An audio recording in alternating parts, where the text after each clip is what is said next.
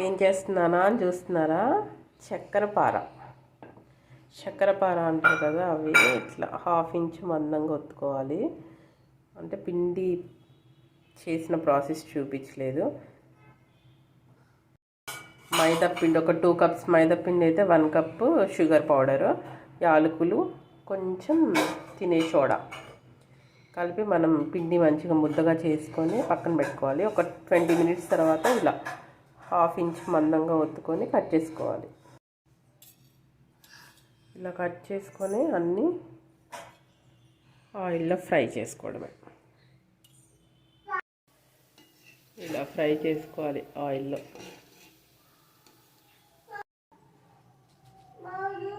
చక్కెర పార మిగతా అన్నీ అలానే ఫ్రై చేసుకోండి. Please subscribe friends.